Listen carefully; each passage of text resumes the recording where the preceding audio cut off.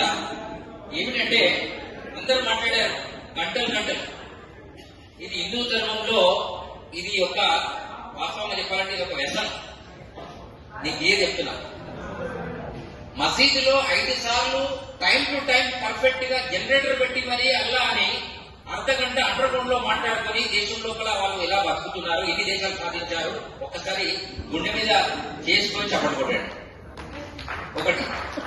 ఇంకొకరు కేవలం మలేరియా పేరు మీద 127 దేశాలు సాధించారు. వాళ్ళు గొప్పలే, వాళ్ళు కేవలం శుక్రవారాన్ని కలుస్తున్నారు లేదా ఆదివారాన్ని కలుస్తున్నారు. రైట్. రోజు గుడికి వచ్చేటప్పుడు మాత్రం ఎవడిని కలవడం లేదు. వీళ్ళ దరిద్రం ఎవడు తీసేసే పరిస్థితి లేదు. దీనికి కేవలం ఆ మహాదేవుడే రావాలి లేదా మహాదేవుడు ఇది రావాలి అనేదే సంకల్పం. ఎందుకంటే లయం చేసేవాడు శుద్ధి చేసేటువంటి వాళ్ళ కంటలో అమ్మవారు ఉంది. అందుకనే తల్లి తండ్రి గురువు దైవం మూలందునా, తల్లి తండ్రి గురువు దైవం మూలందున, తల్లి పూజ్య ముఖ్యమెల్లరకును, సృష్టికంతనికి శ్రీ ప్రధానము గదా, కాళికాంబ హంస కాళికాంబ. ఎవరిని వేసేయాలన్నా అమ్మవారి రావాలి దుర్గా రూపంలో చెప్పండుకుంటాడు. వీళ్ళతో కాదు. శ్రీకృష్ణుడు కూడా ఏం చేశాడు, సత్యభామ కమ్మ చెప్పాడు ఎవరిని చేయడానికి, నరకాసురుని చేయడానికి. రాసుకోండి, దుర్గమ్ముడు అనే రాక్షసుని చేయడానికి దుర్గమ్మనే వచ్చింది. మేమంతా పక్కకు నిలబడాల్సిందే. అందుకనే మేమేమంటున్నామంటే అమ్మవార్లంతా బయటికి రావాలి. అంటే ఖాళీ సమయం ఎక్కువగా ఉండేది అమ్మవార్లకి ఇంట్లో.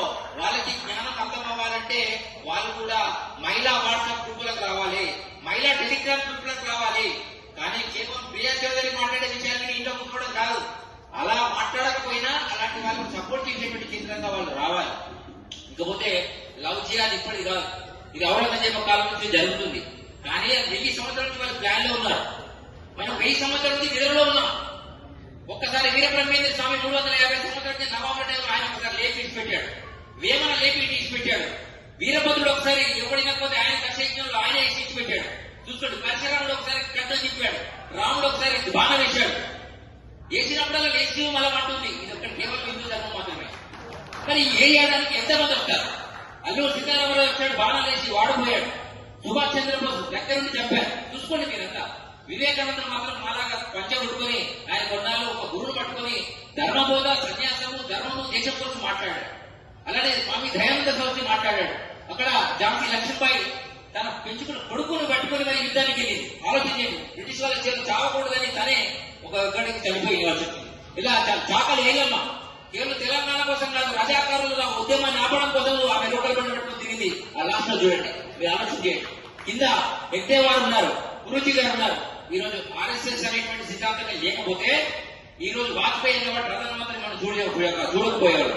ప్రధాని నరేంద్ర మోడీ ముస్లింల క్రిస్టియన్లకు అపోజిట్ కాదు, కేవలం భారతదేశాన్ని కాపాడుకోవాలనే తపనతో వచ్చినటువంటి వీరుడు తప్ప ఆయన ఎవరిని తప్పమని చెప్పాలి ఇప్పటివరకు. అయినా ఆయన ఓటలేయడం లేదు. ఆయన ముస్లిం ఓటేయకపోవడం విడిచిపెట్టాం, క్రిస్టియన్ ఓటేయక విడిచిపెట్టాం. అరే 500 సంవత్సరాల తర్వాత ఒక రామరాజ్యంలో రాముని గుడి కడితే దగ్గరుండి ఆయనే నట్టలేదు, ఏకం చేశాడు.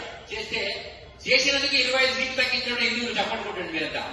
మరి వీళ్ళందరినీ ఏ కత్తితో కొట్టాలి, ఏ కత్తితో నరకాలి ఆలోచన చేయండి. మనం ఇతర మతాన్ని కొట్టడం అవసరమే లేదు, వాళ్ళు ఆల్రెడీ రెడీగా ఉన్నారు. ఏ మాత్రం అలర్ట్ అయినా మసీదులో ఒక్క స్లోగన్ వచ్చినా ఎవడు వీరు, ఇది మాత్రం పక్కా రాసి పెట్టుకోండి. ఒక్కడు 100 మంది టార్గెట్లు ఉన్నారు, నేను ఒకరు కూడా టార్గెట్లు లేదు. కాబట్టి ఓటు బ్యాంకు ఓటు బ్యాంకు అనే రాజకీయంతో హిందువు అనేవాడు ఎవడైనా, హిందువులకు సపోర్ట్ చేసే పార్టీ ఏదైనా ఉంటే దానికి ఓటేసేటువంటి ప్రయత్నం జరిగితే ఈ రాజకీయంలో రాజ్యాంగం మార్చొచ్చు, దేవాలయంలో ఉన్నటువంటి దరిద్రాన్ని తీసేయచ్చు, ఇవన్నీ చేయడానికి అవకాశం ఉంది. కాబట్టి ఆయన ఆనాటి కాలంలో ఈ విషయాలను చెప్పి అంకులు ధరించాడు. మీకు ఇప్పుడు లాస్ట్ లో ఒకటి చెప్తా. భగవంతుడు అనేవాడు హిందువులకు 33 కోట్ల దేవతారాధన ఉంది. ఇదే మూలమైనటువంటి ప్రమాదంగా మనం జ్ఞాపనించింది. కేవలం అల్లా పేరు మీద 50 దేశాలు వచ్చినాయి. అలానే 120 వస్తే అన్ని దేవతలు సగైన దిక్కులో పోతున్నారు, ఒక దేశం కూడా దిక్కులేదు. చావడానికి గడి ఉంటే ఉసేజాలు దుగ్గాలి, లేక గడి పడి చెరువులో దుగ్గాలి. లేకపోతే ఆలోచన చేసుకోండి, లేదా పసిఫిక్ మహాసముద్రం, హిందూ మహాసముద్రమే మీకు దిక్కు. ఆలోచన చేయండి. అయినా 1000 సంవత్సరాలు అయినా ఇంకా మనం ఉన్నామంటే ఇది అగ్నికరము, ఇది అగ్ని ఆత్మ. అందుకనే ఈ ఆత్మను ఎవడేం చేయలేకపోతున్నాడు.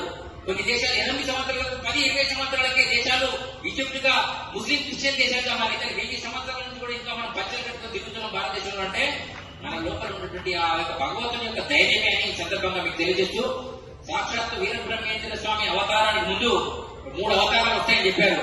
ఒకటి వీరభద్రుడు వస్తానన్నాడు, కేరళకు కాలిని పంపుతానన్నాడు.